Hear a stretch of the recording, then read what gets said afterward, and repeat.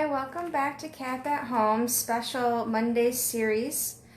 Today we are working on paper mache projects, and this is the second segment of our first project where we're doing these paper mache lanterns. So these can hold a little tea light candle, and when they're lit, the flowers that have been applied to the outside will glow. So for this project, you will need the paper mache project that you started in the previous segment, and I will put a link to this project in the comment section at the end of this video. But for right now, you can just kind of watch and follow along.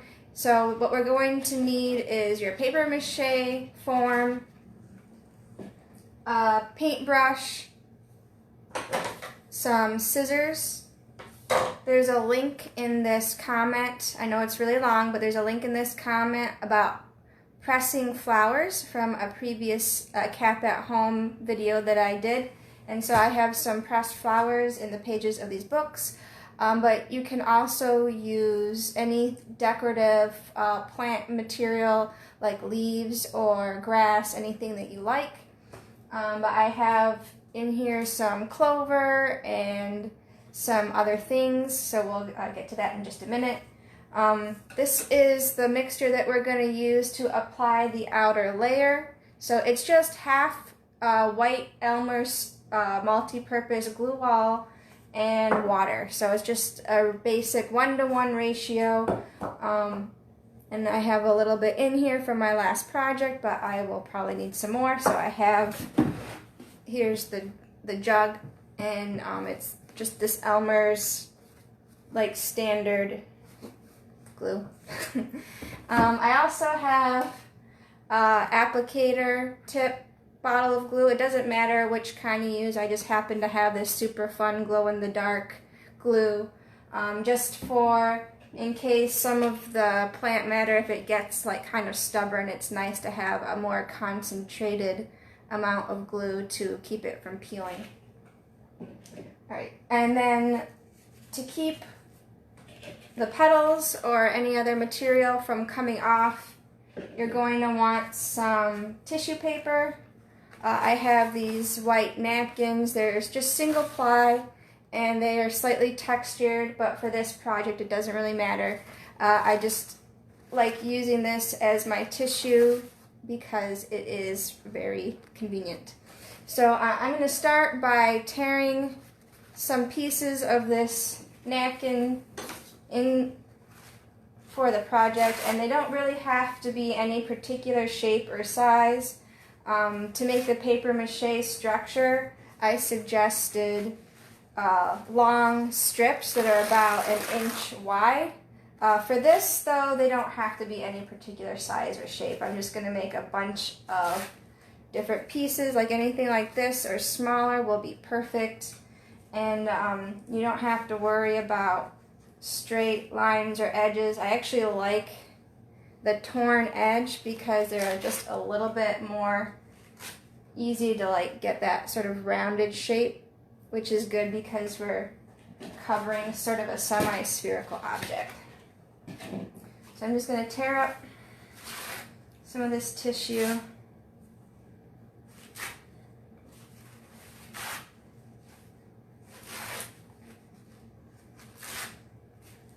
Like anything this size or smaller is perfect. And I'm just going to do a couple because once you get started, you're going to have to wash your hands a lot or use gloves. I don't. I just use my hands. I don't really mind getting glue on them. Also, if this is a messy project for you, which it is for me, I recommend a tablecloth. This is like a plastic tablecloth, and you can wear an apron if you want. For cleanup, I suggest just basic warm soapy water and a sponge or like some kind of wiping product. So I've got like a broom over here that might be useful.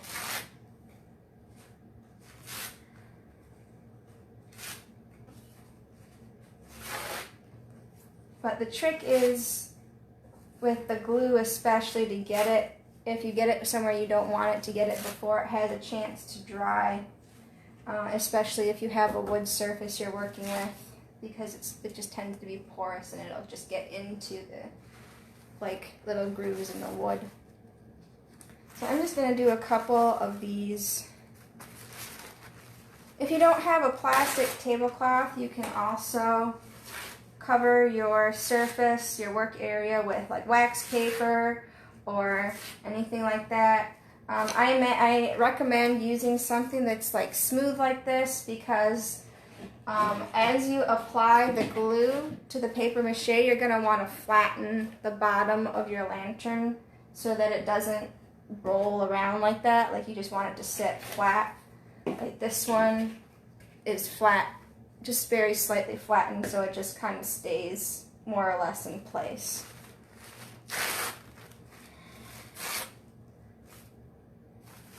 Alright, so I think this is about enough.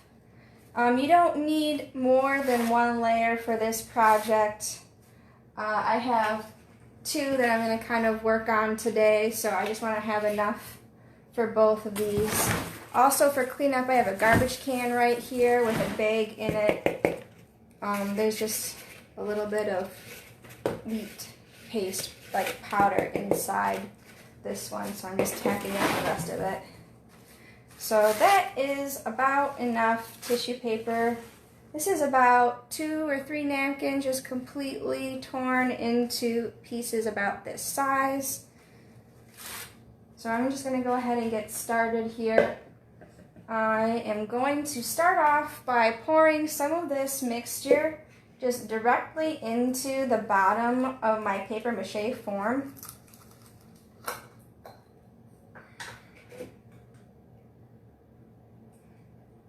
And I'm just going to kind of, so you can see, let it run around the curves of the inside of the form, just so that it kind of soaks up really well. I like to do an even coat on the inside and the outside of the paper mache, because that will keep the layers from peeling. And I also like to wait until the paper mache is, you can hear it's very dry. So I'm just going to, now that I have it kind of started, I'm going to spread it around with my paintbrush. I have kind of a long-handled paintbrush for this, which I recommend, so you don't have to worry too much about getting your fingers painty, or not painty, gluey in this case. I'm just used to painting with a paintbrush, but gluing in this case is what we're doing. So it just kind of helps keep your hands neater.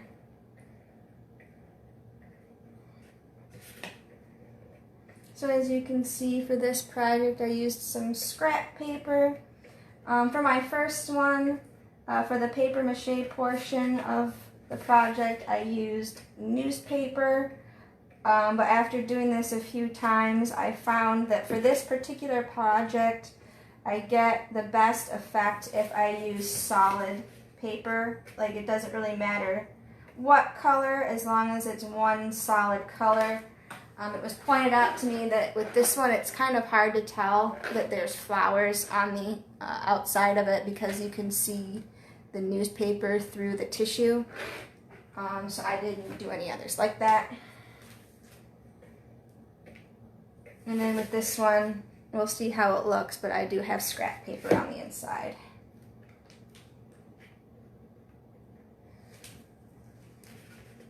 Alright. So that is going okay. Now I'm just going to move to the outside. And I'm just going to apply a generous coat of this glue and water solution to the outside here. And if I need to mix more, I can. I was kind of prepared for that. Also, as you're working, you'll notice that your paper mache form is starting to become a little bit more pliable, which is great. We want that to happen because now we'll be able to flatten out the bottom.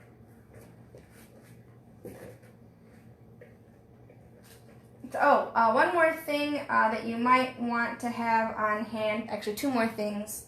In the previous video, I did a kind of demonstration of how you can make sort of a makeshift dryer for this project so that it really cuts down on the dry time.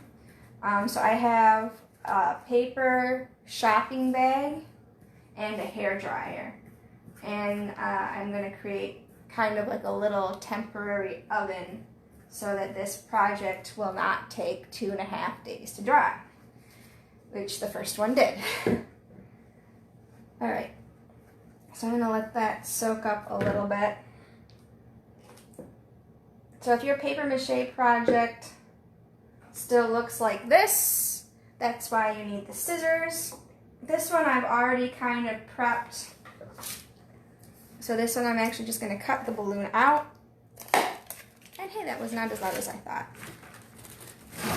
And I just tap the form over the trash can to get rid of any little amounts of flour paste. And then I'm just going to trim the edges. And you want to do this while it's still dry. I already did the other one a little bit, but once it's dry, you don't have to worry about getting your scissors all gluey. So here you go, this is what it looks like. So I'm just going to keep working with the first one. It should have softened a little bit by now, so I should just be able to press it flat on my surface here. And it is being a little bit difficult. So I'm just going to kind of tap it.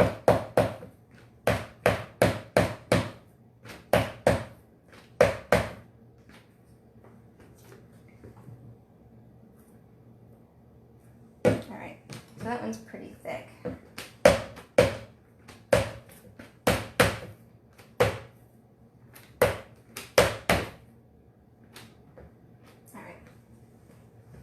Try this one. I'm going to add a little bit of water to it to soften. And I'm going to try, okay, that one flattens a lot easier. That one was just way thicker. So, all right.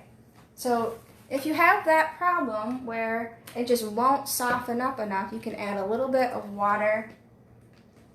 And as you saw, I just poured it in and then poured it right out again really quickly. And now it wants to flatten and it doesn't roll as much. All right, so I'm going to cover this other lantern with a layer of the glue and water.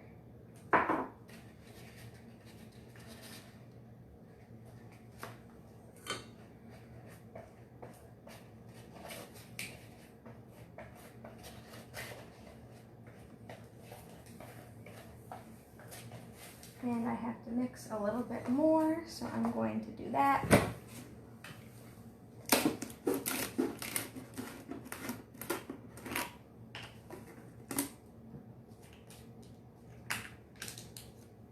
So here I am, I'm just going to pour a little bit of glue into this container. And it's about half with glue. And then I'm going to top it off with this water. And I'm just going to mix it in a little bit at a time.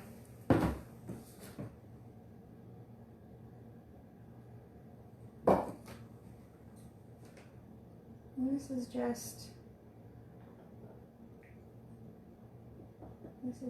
perfect for this project.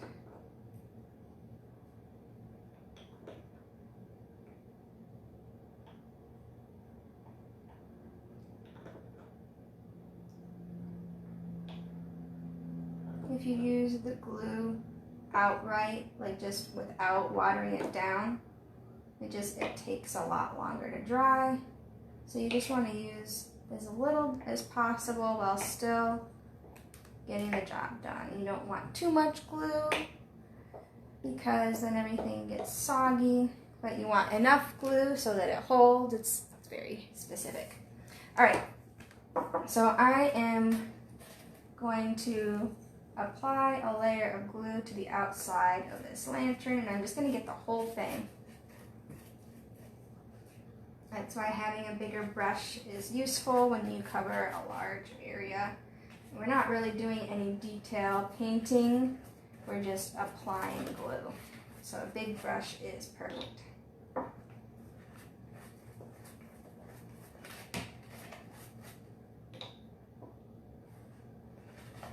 And just going around the edge.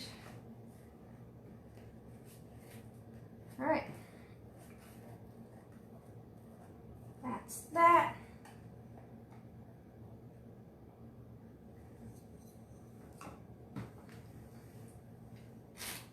Very carefully, I'm going to take out this piece of wax paper. And here I have some Queen Anne's lace. I like using these flowers because they are super delicate and they just really work with this process, but you can use anything you like. And I just pulled off like the bottom part of the stem because I only need that much. And you just sort of press it onto the side there. And I'm going to take a piece of the tissue that I already tore to size.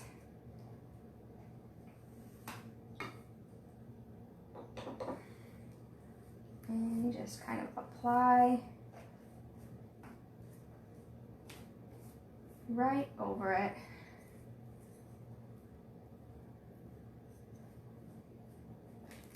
And see how it sticks off a little bit. That's what I'm going to use the glue for in the applicator bottle. So I'm just going to open it up and just put a little dab of the concentrated glue at the bottom here.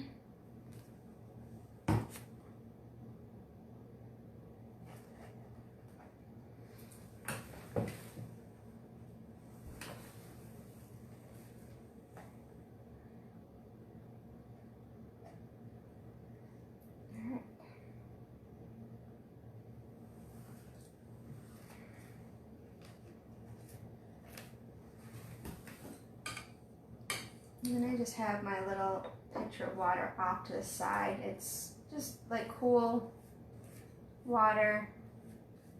And I'm just, every time I set my brush down, I put the bristles into the water just to keep the glue from drying too much.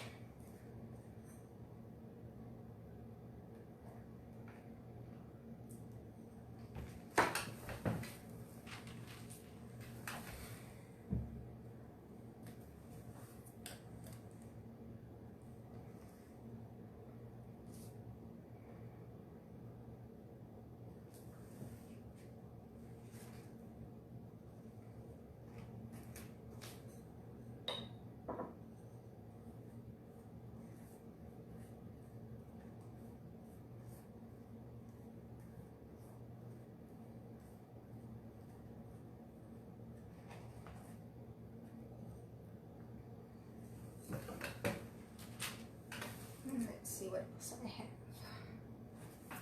Oh, this is a little bit too thick to tear, so I'm just going to take the scissors and trim the bottom on that.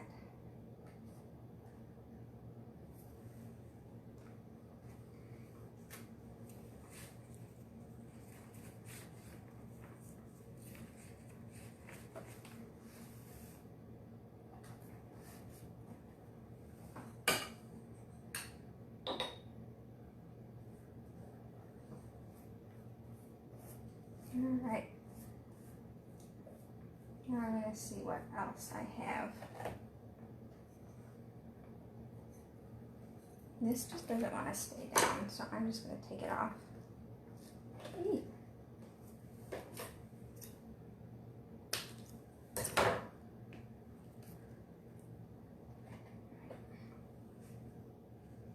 Another layer.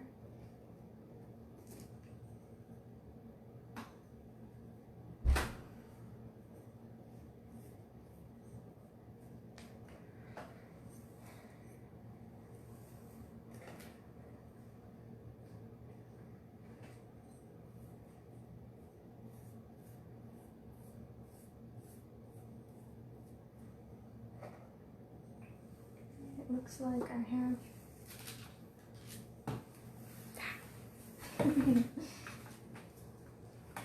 let's see. Ooh, fun.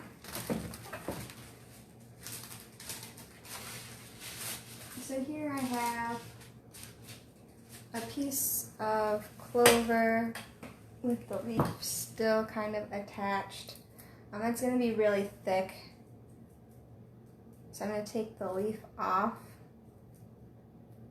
That's perfect. And I'm going to use just this much.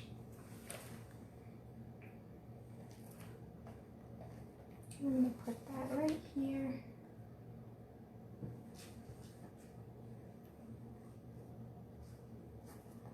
And I'm going to fold the edge in a little bit so it doesn't stick out.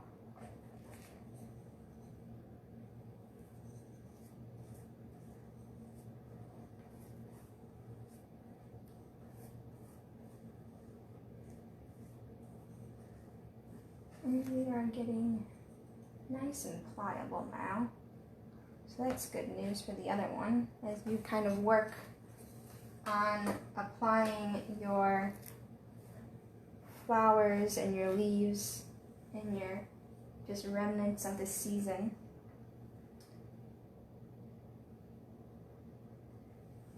If your lantern didn't, like the bottom of your lantern didn't flatten initially, as you work it will get softer. So you don't have to worry too much. You can kind of fix that as you go along.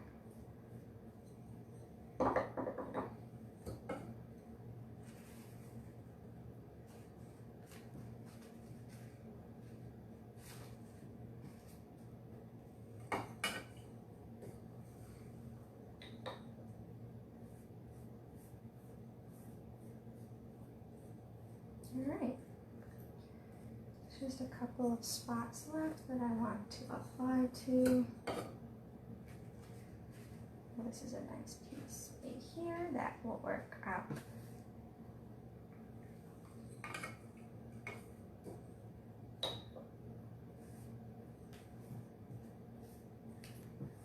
Alright, so I'm just about finished with this project for today. So I'm going to set up the little drying station I told you about. Oh, I got one more spot.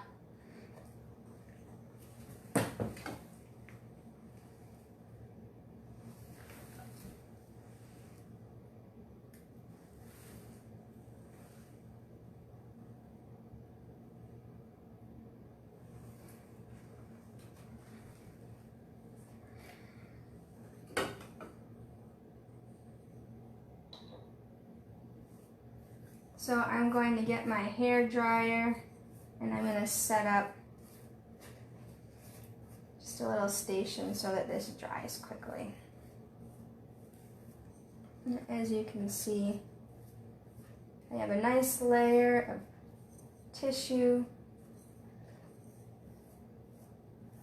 that holds my flowers in place. And these will illuminate the silhouettes with tea light candles.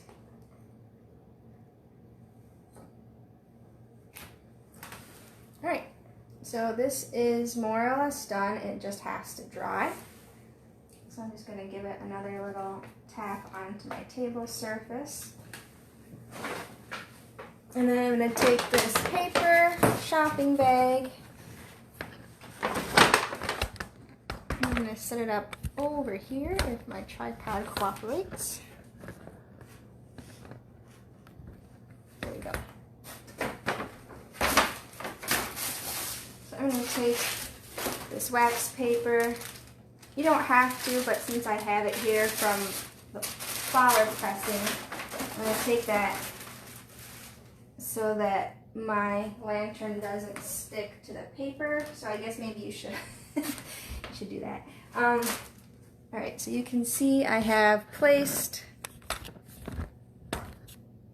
my lantern in this paper bag. And I'm going to take a hairdryer.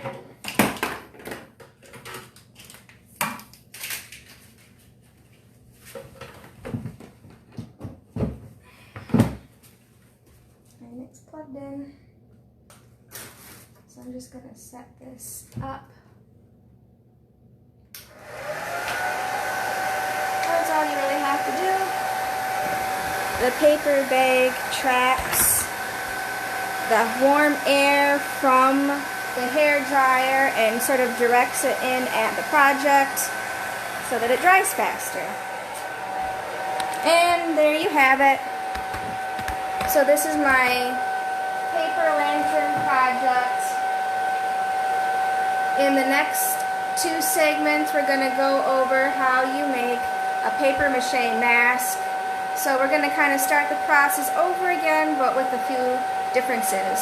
So I hope you tune in to our Facebook Live series Monday next week at 4 p.m. We have moved to afternoon hours. So we'll see you next time.